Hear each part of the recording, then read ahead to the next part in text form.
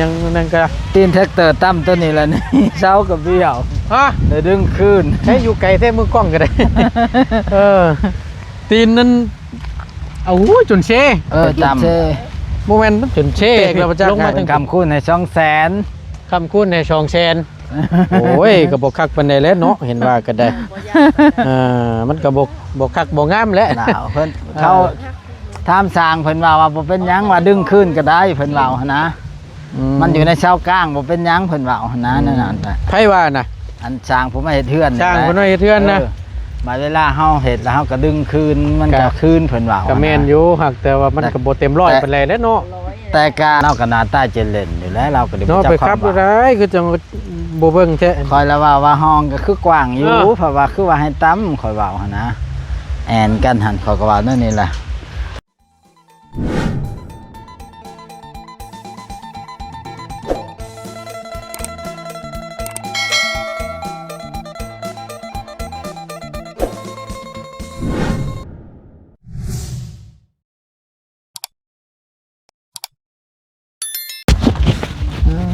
ตัว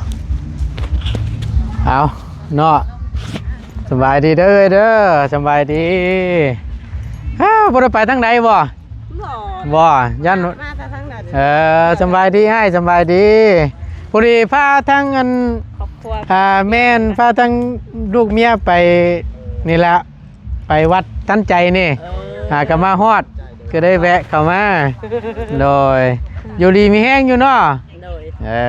เอาสบายดีพี่น้องเนี่ยเด้อโดยเอาพี่น้องเลยเนาะกราบสบายดีและสวัสดีข้างหนึ่งเด้อพี่น้องสบายดีบัดชูขู่ชูคนพบเจอกันกับโบตูนในคลิปนี้ก็ลนแล้วล่ะเนาะที่บ่ได้เข้ามาหาทางอ้ายวันพรเพิ่นก็คือตั้งแต่ทางโบตูนได้มาจ่ายค่าสร้างที่ตั้งเสาเทคานเนาะแล้วก็บ่ได้มาเลยขึ้นไปเก็บงานเก็บการอยู่ทั้งเซฟโปนน้ำแน่พี่น้องแต่ก็โทรหากันอยู่ประสานงานกันอยู่เนาะเรื่องดินเรื่องร้อนเขาเข้าแล้วเป็นที่เรียบร้อยน้อยเนาะจักดังเพิ่นเอาเข้านี่นะแม่นเอาดินเข้าประมาณจักรถ15รถบ่โอ้ฮอดจะเรือแบบเผื่อมันบ่พออันนี้ไปไหน15รถเนาะปีใหม่เนาะเซลอยู่คักแล้วนี่เขาจะร้องปีใหม่ก็มาจะมัดแขนบ่นี่แต่เพิ่นเฮ็ดมัดแขนอยู่บ้านนี่ได้ไปมัดแขนต่อยบอลลินละขึ้นไปทั้งเทิงพุ่นละเจ้า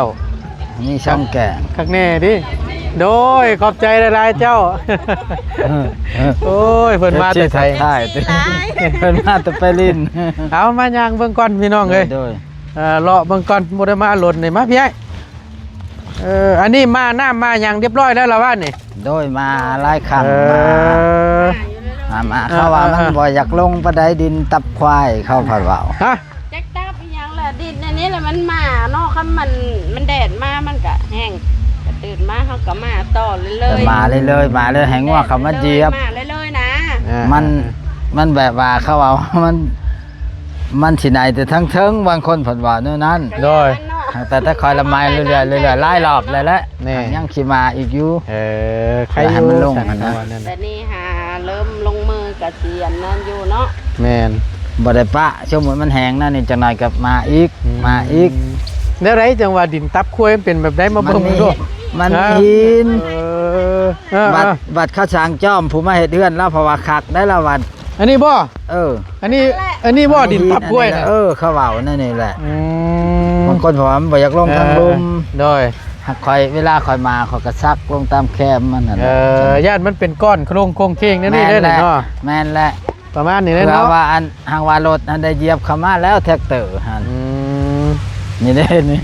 คุยอยู่ดอกบ่ยากดอกก็ว่าเฮามาน้ำยังนั่นก็ตีนแท็กเตอร์ตั้มตัวนี้แหละนี่เช้ากับเบี้ยวเดี๋ยวดึงคืนให้อยู่ไกลแท้มือกล้องก็ได้ตีนนั้นเอาจนเช่จนเช่โมเมนต์มันแตกแล้วประจักษ์ไงแตกอยู่เหล่าอยู่นึง บ่ แต่ดึงขึ้นก็ได้ช้างเพิ่นว่าหั่นนะ เออ เพิ่นกาคำคูณให้200,000เพิ่นว่า โอ้ย ผู้แท็กเตอร์ว่านะ ไปเฮ็ดอะไรคือจังว่าไป เพิ่นทางแห้งตีนรถอยู่นี่แล้วค่อยห้องน้ำไหว้ๆค่อยก็ดี ตีนรถอยู่นี่เพิ่นละถอยแห้งแล้วบ่วิดตัวนั้น ถอยแล้วบ่เบิ่งช่ำ ถอยแล้วเพิ่นบ่ได้เบิ่งเพิ่นบ่ได้เลี้ยวเด้ นี่พี่น้องเอ้ย เพิ่นเลยต่ำ จนเช่พี่ลงมา เพิ่ ตั้ น ง คำคูณให้200,000 คำคูณในช่องแชนโอ้ยก็บ่คักปานใดแล้วเนาะเห็นว่าก็ได้มันก็บ่คักบ่งามแหละ หนาวเพิ่นเขาถามสร้างเพิ่นว่าบ่เป็นหยังว่าดึงขึ้นก็ได้เพิ่นว่าหั่นนะมันอยู่ในเสากลางบ่เป็นหยังเพิ่นว่าหั่นนะนั่นน่ะ ไผว่าน่ะ อันสร้างผมมาเฮ็ดเทือน ช่างเพิ่นว่าเฮ็ดเทือนนะ บัดเวลาเฮาเฮ็ดแล้วเฮาก็ดึงคืนมันก็คืนเพิ่นว่า ก็แม่นอยู่หักแต่ว่ามันก็บ่เต็มร้อยปานใดแล้วเนาะ แต่ก็แนวนั้นแหละถ้าเฮาก็ว่าแนวนั้นแหละแต่ว่าอันว่าลายผัดคือว่าลายแล้วก็เลย เสาเอกเสาทูบ จักความสิว่าโดย ตัว อันผู้ขับรถนั้นเราก็หน้าตาเจริญอยู่แล้วเราก็ได้ เนาะ จั ไป กควา ขับ ม บ่ ว่า ได้คือจังบ่เบิ่งแท้ คอยแล้วว่าห้องก็คือกว้างอยู่เพราะว่าคือว่าให้ตั้มคอยว่าหั่นนะแอนกันหันคอยก็ว่านั่นนี่แหละ ถ้า เราก็บ่จักความว่าเราหน้าตาเจริญอยู่กับบ่จักความเฮ็ดว่าแล้วก็เพิ่นว่านั่นได้ก็แน่ว่าคำสิคำคูณให้ มาพี่ย่างเจ้าก็อย่าหันหน้านี่กล้องเฮาได้กว่า สิคำคูณให้200,000เราเว้าหั่นนะ อายบ่ เราเว้านั่นแหละ อย่าอายกว่าเข้ากล้องรู้ได้ก็ได้เนาะ เข้ากล้องเลย เป็นอาจารย์ยังอายอยู่เห็นว่าก็ได้ แล้วก็ว่า เป็นอาจารย์แต่อายอันกล้องนะ แต่เพิ่นเสียเงินให้200,000ใช่บ่ เสียเงินคำคูณให้200,000แล้วก็บ่จักความเว้าข่อยก็ดีเล่ากับคันว่าลายกับลูกน้องผู้เอาดินเขาหนนาแบบรับประมาทเวลาไปเอาข้าวเฮือนอยู่น้องอันเช้าสิห้อมกว่าแต่ผัดบ่ต่ำข่อยก็เว้าบัดอันนี้เป็นน้ำห้องกว้างโพดบ่ข่อยเลยเว้านั่นนี่หั่นนะเว้าเราบัดแล้วก็ข่อยสิคำคูณให้200,000เราเว้านั่นนี่หั่นนะแล้วก็บ่จักความเว้าข่อยก็ดีเนาะเห็นได้จะมันผ่านแล้วข่อยว่าเจ้าก็พอเบิ่งดีๆแน่ว่ะ แม่นอยู่ถ้าว่ามันแคบก็สิบ่ว่าดอก แม่นนั่นแหละ มันรถกว้างบ่หากว้าง แต่ห้อง เนาะ เขากว้างวัด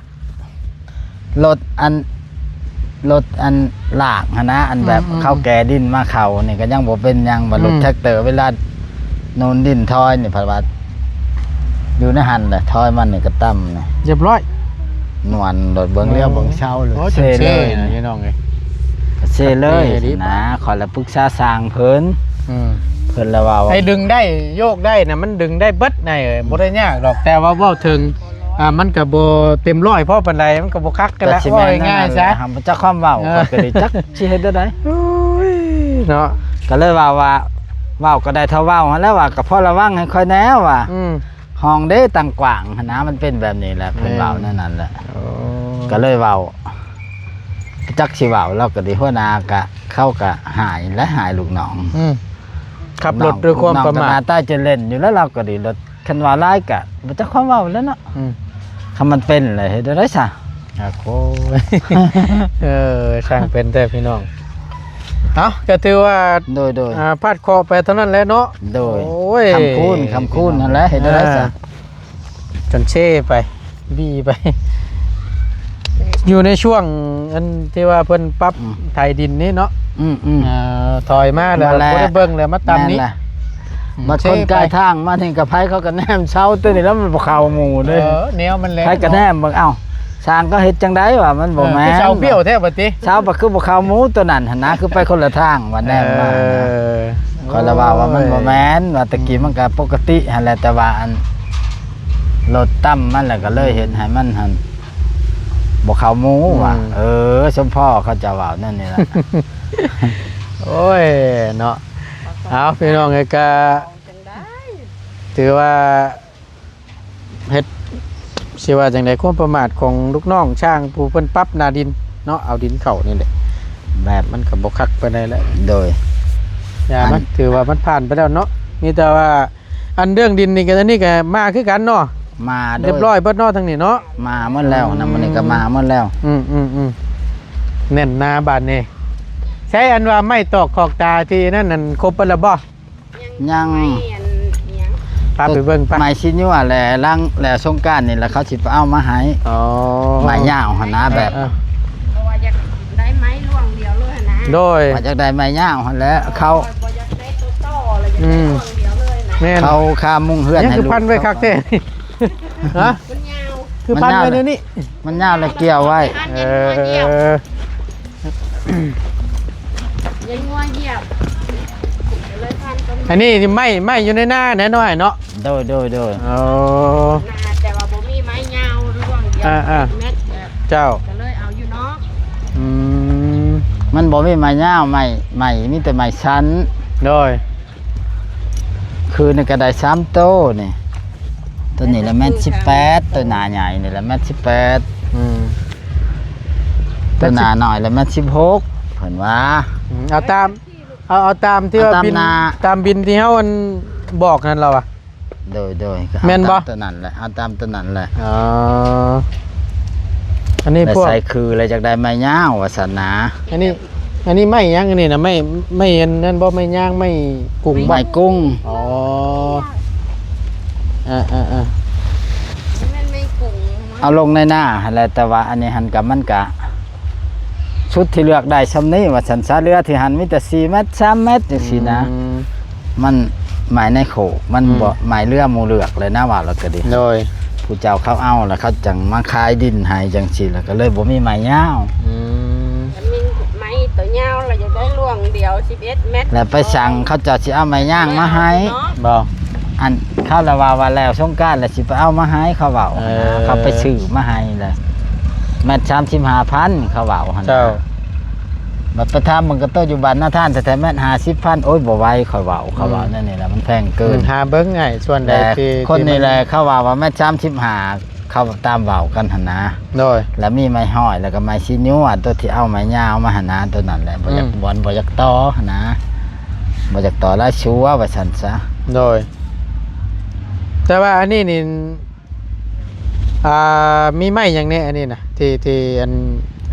อันนี้แหละไม้คือแล้วก็ไม้ขาวที่ใดนี่ ครบบ่ยังอยู่บ่ ไม้ ยัง คือ บ่ มียังตัวหนึงบ่พออ ม มันเป็น4โตว ยังขาดอยู่ แต่ ตัวหนึ ได้ ง แต่3โตวยังขาดตัวหนึง พวกไม้18นี่ก็นั่นเลยเนาะ ไม้48แหละอันนี้อันไม้48 ความยาวเท่าใดนั่นน่ะ ขาวความยาวแหละคือว่า6เมตรบ่ ตัวนี้นี่ไม่บ่แม่นหน้า10บ่นี่หน้า10แข้งหาบ่นี่แม่นบ่ น่ะ10แข้งหาแหละอันนี้ แม่นบ่ แม่นแหละว่าไม้ขาวมาหั่นนะ แม่นเพราะว่าเบิ่งนี่คือสิแม่นหน้า10 ไม้ขาวอันนั้นแหละน่ะ10แข้งหาแหละตัวนี้ครับตัวนี้แหละสงสัยสิเป็นอันกระเถิบตัวทางหน้ามันตัวนี้หั่นนะคือตัวนั้นแหละ บ่แต่อันว่าอันที่มันยังขาดนั่นยังขาดนั่น สิยัวก็ไม่ห้อย สิย่อก็ไม่ห้อย โดย จักโตขาดประมาณ อัน จักโต อันสิยัวนี่เพิ่นว่าใช้7บ่เพิ่นว่าอัน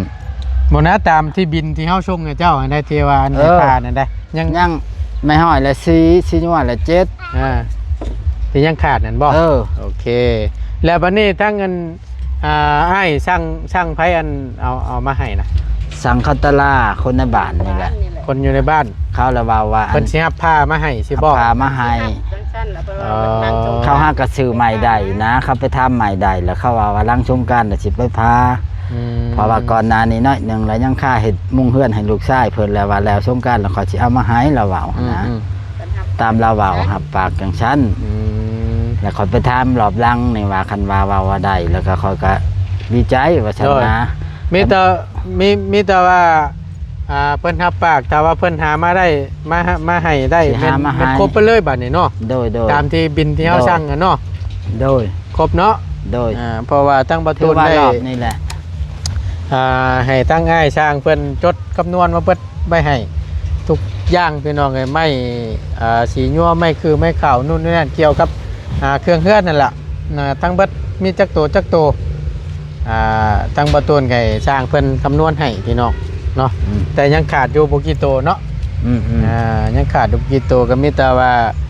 เพิ่นแล้ววิทย์สงกรานต์นี่ก็ให้เพิ่นหามาให้เราได้ ก็เพิ่นไปเหลือโดย โดยเพราะว่าเฮาก็ เขาก็รับปากนั่น แม่นอยากให้มาให้มันได้ครบมันแหละเนาะ โดย ใครดีแล้วมีไม้อยู่ในไห้ในนามันจัง เฮาก็บ่ได้ชื่อเพิ่นหลาย โดย อันนี้นี่จ้างเพิ่นเรื่อยบ่ โดยจ้างเรือ เม็ดเท่าไรนี่น่ะ อิงตำนาใหญ่นี่แม่18 เม็ดหนึ่ง18,000 แม่ กีบ 16เพราะว่าเพิ่นเรือแล้วเพิ่นไกลค่าแก่มาเลยหั่นนะแบบเพิ่นบริการมาหอดเฮือนเลยหั่นนะ บัดนี้ล่ะได้จ่ายเงินจ่ายคำล่ะบ่ ยังบ่ได้จ่าย ยังบ่ทันจ่าย โดย แล้วบัดนี้ล่ะเพิ่นนัดเอาน้ำเฮาเท่าไรอันเดือนใดมื้อใดเพิ่นได้ มีแต่ว่า ได้บ่ อันล่อว่ามือใหม่ตัวนั้นมาครบแล้วจังไรกันหั่นนะว่าเท่าใดใหม่สิญวันนี้มาหั่นนะ เอาง่ายๆก็คือ เพิ่น ให้ได้ไม่มาครบกัน โดย แล้ว เพิ่นผู้เรือยก็เพิ่นว่าถ้าให้ใหม่ครบแล้วจังจ่ายเป็นงวดเดียวเลยหั่นนะนั่นเพิ่นว่าหั่นนะ เอานั่นก็ได้เนาะ แล้วเพิ่นก็เลยรอท้าผู้เขาเรือยหั่น โดย นะ เพราะว่าสิได้จ่ายบาทเดียวหั่นน่ะพี่น้อง โดย เนาะแต่ละเม็ดก็มีแต่ว่าให้คิดไรเบิ่งน้ำกันได้เด้อ โดย ตัวนี้ไม่ตัวนี้มันมีจักเม็ด โดย เม็ดหนึ่งเท่าไรเส้นหนึ่ง โดย มันตกอยู่จักพันเนาะ โดย เจ้าอยู่ใกล้นี่มีแต่ว่า โดย บวกลบคูณหารใส่กระดาษให้เฮาคัก โดย ๆช่วยกันได้ และ โดย ทั้งเบิดทั้งมวลนี่มัน โดย คิดเป็นเงินเท่าไร โดย แล้วเรียบร้อยแล้วเฮาสิมาจ่ายเงินให้ โดย เพราะว่าไม้นะเป็นไม้อยู่ในหน้าเราเองพี่น้องแล้วก็จ้างเพิ่นเดือยซื่อๆเนาะจ้างคนด้วยคนเดือยเว้าไปแล้วบัดบ่คนเดือยคนไล่แล้วบัดนี้ จ้างคนเรือยให้ เรื่อยบ่เป็น บ่เป็นหยังบ่เป็นหยัง จัง เพราะว่าถ้าว่าเฮาซื้อแบบว่าตามห้านเพิ่นขายนี่ก็สิแพงคือกันได้นักตัวนั้นน่ะอันนี้ยังดีแต่ว่ามีไม้อยู่ในหน้าแต่จ้างเพิ่นเดือยเพิ่นพาให้เพิ่นคิดได้แมตละเท่าไหร่จักพัน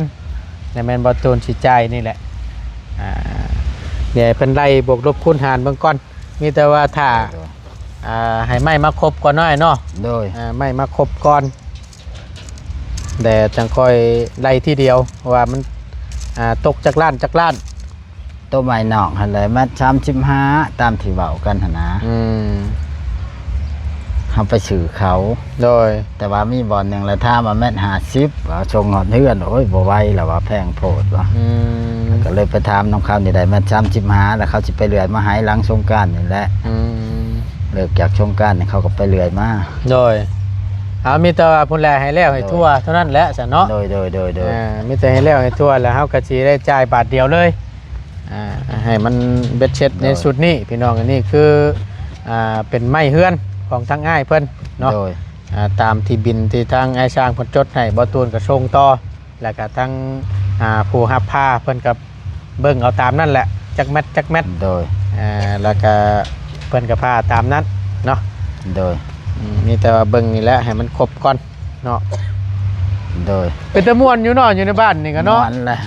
โอ้ยม่วน เสียงตู้บริการเลย คักๆเนี่ยนี่แน่นอนนี่ดินี่เนาะ แต่มือช่องมือมัดแขนไปตลอดเชียงตู้ เขาเจ้าลินเท่าใด ตกอยู่ได้มาวาน ตกบ่อยู่ทางพี่ก็ได้ ตก อยู่ โอ้ น้ำบ้านเจ้าตกบ่ ตกแต่บ่แห้งและใน คือกัน ระดับที่ ตกแต่ คอย บ่แห้งคือกันตกอยู่ แต่ว่าบ่แห้งวาน เอาขามาห่มไปก่อนบาดนี้โอ้ยพาลูกชายมานำมื้อนี้พาลูก ชาย พา ลา เมีย บ่ มา นี่ บ่แม่นทั้งลูกชายหล่าทั้งลูกชายกกอยู่ในเดียว ได้ กัน ผู้เดียวบ่ ผู้เดียว เออ ได้ผู้เดียว มาขอมา อัน ขอ นี้นะ4ปีเอ้ย มาขอพรหลวงปู่ท่านใจบ่ แม่ ได้เข้าน พาเพิ่นมาบ่เคยมาจักเทื่อเพิ่นก็ได้ ทำไก่ๆนึงเนาะ โดยมันก็ใกล้อยู่สำหรับไม้ แม่น แต่เฮานี่ติ สบายดีไปซื้อขนมมาให้เอ้ยนะไปล่ะไปไปซื้อนมอยู่พุ่นเด้อไปลูกหลานไป แต่วัดพระทำใจเขามากกับ6กิโลเข้ามานี่ก็บ่ได้ใกล้เนาะ แม่นโยมันบ่ไกลปานใด โดย แต่ว่าเฮานี่ไกลเติบแล้ว โดย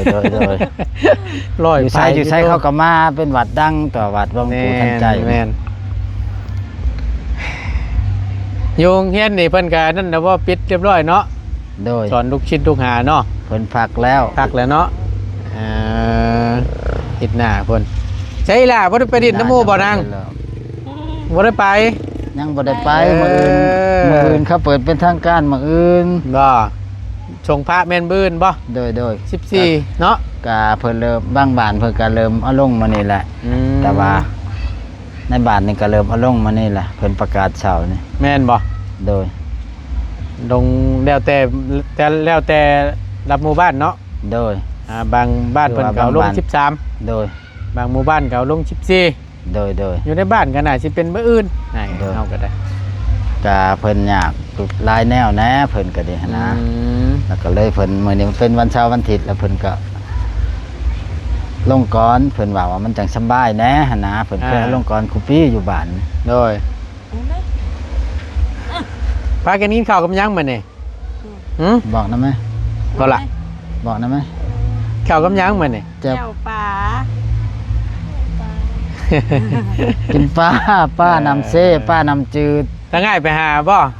เขาไปหาลูกแล้วก็แม่เขาไปสอนเซ่นี่แล้ว อืม ไปสอนป้าพันทรายหั่นแหละ บ่ ป้าหักกล้วยบางบ้านพอได้กินอยู่เนาะ โดยพอได้กินอยู่ ใครอยู่ดอก ท่านไปก็พอได้กินอยู่ป้ายาวๆหั่นแหละ เอาก็ดีแล้วล่ะเนาะก็ไม่ตอกขอบตาพี่น้องเลยมาชวนลายเป็นแม่กุ้งบัดบ่ไอ้ โดยไม่กุ้งมด แม่กุ้งมาเลยเนาะ โดย ใครอยู่ดอกจ้ะแต่ว่าผู้เพิ่นจะเอามาให้นี่เพิ่นว่าเป็นแม่ย่างใช่ไหม ไม่ย่าง แม่ย่างยิ่งดีแล้ว เราก็ไปสื่อ แม่กุ้ง เขาให้นะเราก็ดีนะต้องการอะไรเขาหา เออ หาบ่ได้ตะกี้หั่นก็ไปทำหลายคนก็ เจ้า มันได้ครับแต่มันแพงแหละเลยบ่สั่งเพิ่น มีแต่ว่าหนีบไว้คักๆเด้อเด้อ โดย มันเฮ็ดเชาคุดเชาแบบสิอยู่นี่หมองนึง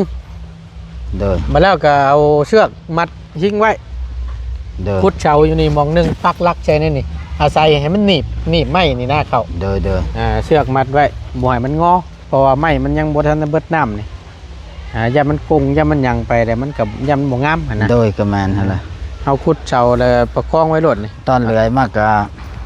คุดนี่ ไม้ดิบๆนี่ล่ะ คุดนี่แม่นเพราะว่ามันเป็นไม้ไอ้นี่นะกอมันนี่นะไม้ดิบแล้วมันน้อยยามันขดมันงอแหละคุดรักฟังนี่แล้วก็ โดย หนีบมันไว้นะ โดย หวยมันงอไปทางใดเชือกดึงเข้าตัวนั้นไม้ไผ่สาวตัวน่ะ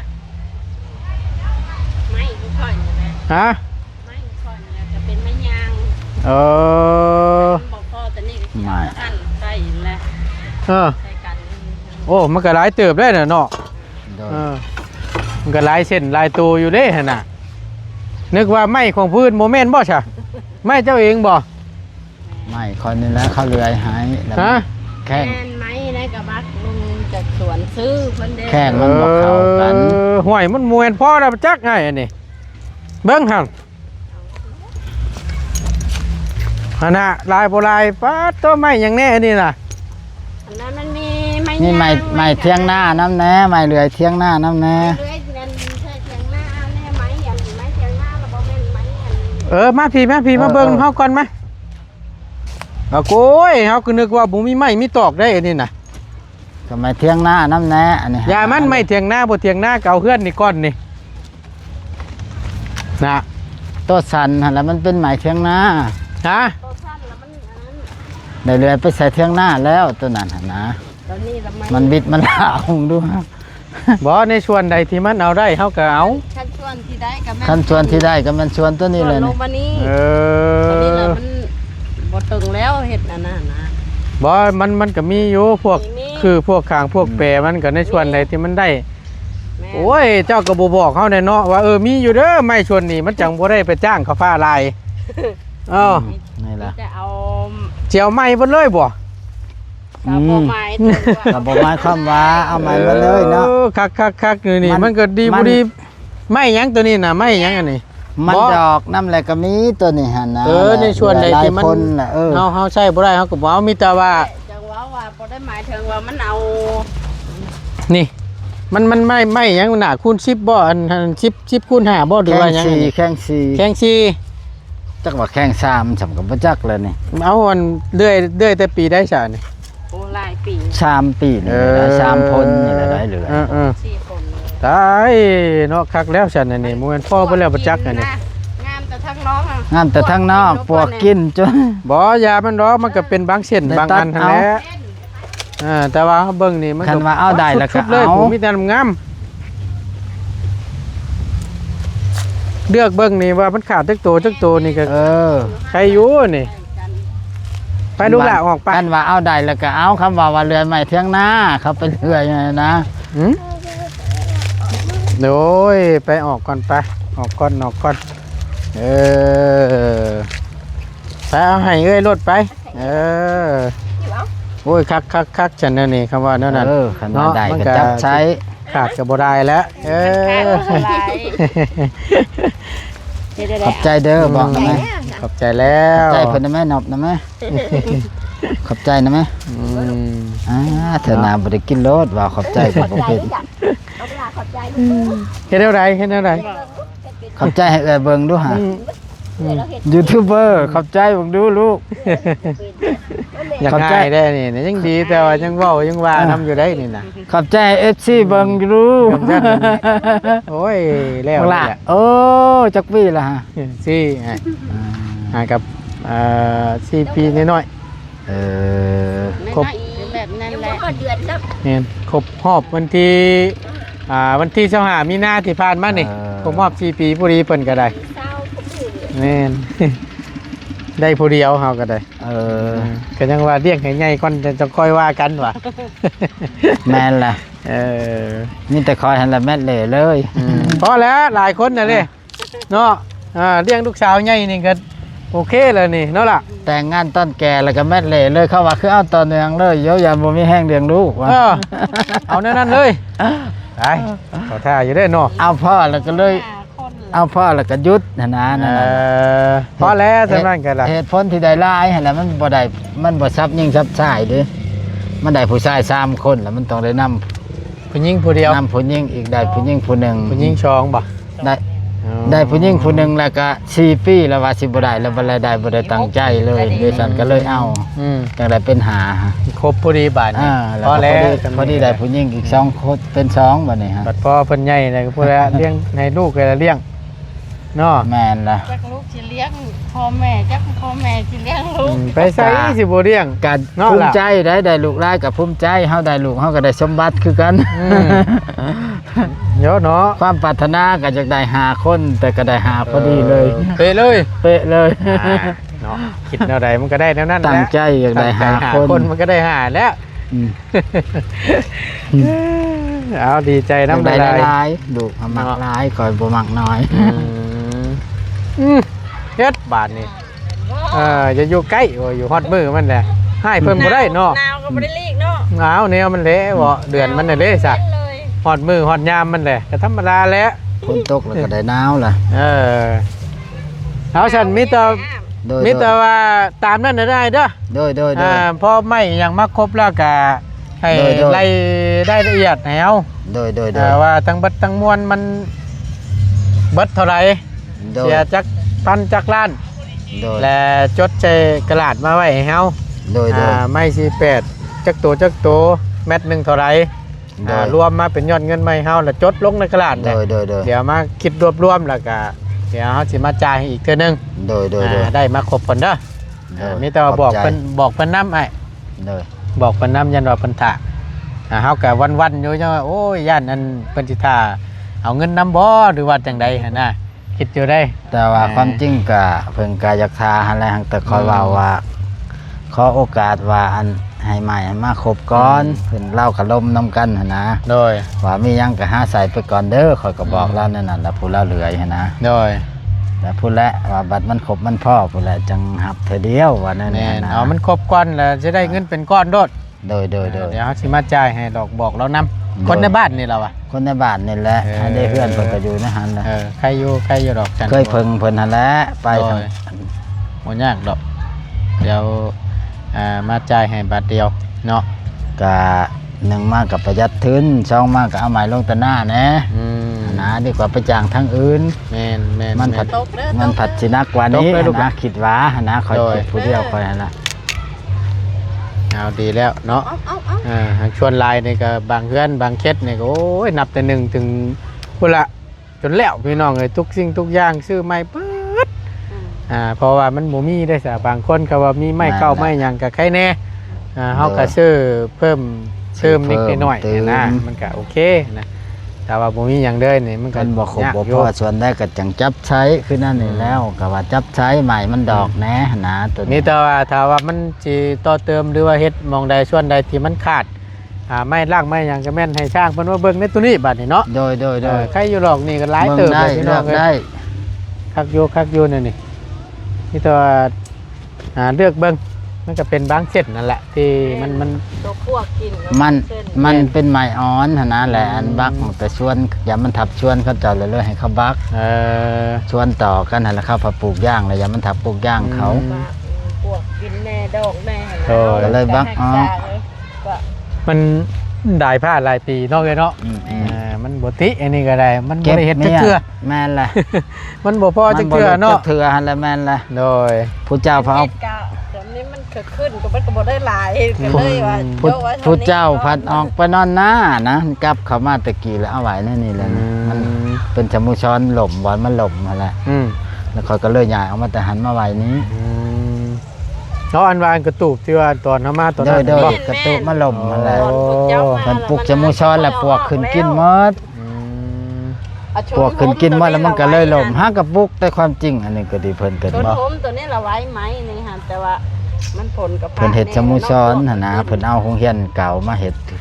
บอลร่วมของบ้านนั่นแหละ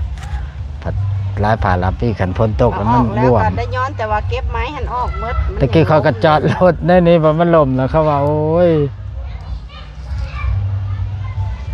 ดีแต่จะเอารถออกเนาะเขาว่า ฉันแล้วพอแห้งเนาะ ฉันละพอแห้งแล้วเพิ่นสิได้รถ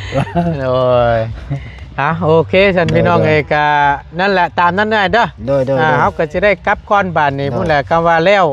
ทั่วบุรีจังใดล่ะก็ให้โทรบอกเฮาเด้อ โดย ให้นัดมื้อนัดวันเฮาเดี๋ยวเฮาสิขึ้นมาจ่ายเงินจ่ายครับให้ โดย เนาะเอาอยู่ดีมีแห้งปีใหม่ได้เด้อ โอ้ย เอ้ย เช่นกัน ความเด้อ อยู่ดีมีแห้งสุขกายสบายใจเด้อ ถือว่าปีใหม่นี่ก็ให้เดินทางด้วยความสวัสดิภาพแล้ว โอ้ย จากปฏิบัติเดินถึงสั้นให้มีแต่โชคแต่ลาภและเฮงๆปังๆแล้วมาขอพรอยู่วัด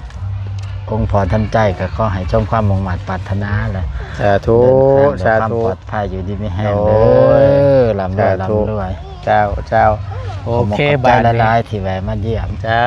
นี่ละมาเบิ่งนี่ละเนาะกับบริปะบริถิ่มพี่น้องเลยกับ โดย ไปตามที่หน้าที่ที่เฮาได้รับมอบหมายหรือว่าทั้งพ่อเพิ่นเนาะก็มีแต่ว่าเบิ่งไปนํกันตามงบไปซั่นซะถ้าว่าบ่มีมาต่อหรือว่าจังใดเฮาก็เอาไปทีละอย่างที่ละอย่างก่อนเพราะว่ามันก็เป็นทั้งพ่อเพิ่นนี่ก็เป็นอ้ายแท้ๆนี่ล่ะก็อยากช่วยน้องว่าซั่นซะ โดย อยากให้น้องมีเฮือนมีชานคือหมู่คู่ๆว่าซั่นทางพ่อเพิ่นก็เลยอยากเฮ็ดให้น้องเนาะ แม่ น้อยใหญ่ นั่นแหละ ก็บ่ว่ากันพี่น้องก็บ่ติอย่าลามากันเด้อพี่น้องเด้อ ท่า เนาะ นว่าน้องก็คือตาเห็นนี่แล้วถือว่าประคองตัวเองก็บ่คุ้ม โดย ชื่อทอสร้างหางทอแมว อืม หัวสร้างหางนูคือเพิ่นว่าหั่นแหละ เนาะ เนาะ แล้วก็บอก บางปีก็ยังได้ ชมว่าเป็นอาจารย์สอนนักเรียนอยู่ได้ บางปีก็ยังได้มาขอความช่วยเหลือจากเอื้อยพุ่นแลอยู่บ้านพุ่น เอา คำมาอยู่ถิ่นอื่นผัดบ่มีรักบ่มีทานแหน่หั่นนะ บ่มีถาดเนาะมาสร้าง ตอนทำอิฐก็เริ่มจากไปช่อยนำชาวบ้านมากินเลี้ยงลูกได้กินเลี้ยงลูกใช้ข้าวโลกข้าวกล้าได้ชีวิตก็ดี ก่อน ถือ เนาะ ว่าอีหลักอีเรือพอสมควรอยู่เนาะ โดยเอาจังใดก็สู้ๆอ้ายอยู่ดีมีเองเฮากลับก่อนเด้อบัดนี้เด้อ ขบใจเจ้า โดย โชค สบายดีได้เด้อ ดีๆ สบายดีเอ้ย เด้อ โดยขอบคุณขอบคุณหลายๆพี่น้องเบัดทุกผู้ทุกคนที่เข้ามาเป็นกำลังแห่งใจและติดตามรับชมคลิปเนาะโดยโปรแกรมโฆษณาบ่ตุนสิได้เดินทางกลับแล้วบัดนี้อยู่ดีมีแฮงพบเจอกันคลิปหน้าพี่น้องสบายดีเด้อ สบายดี พี่น้องสบายดีสบายดีไปลุงกัน เด้อ สบายดีขอบ ไป ใจ บัด เด้ นี้ อ ขอบใจ ขอบใจหลาย โดย ๆขอให้โชคดีเด้อ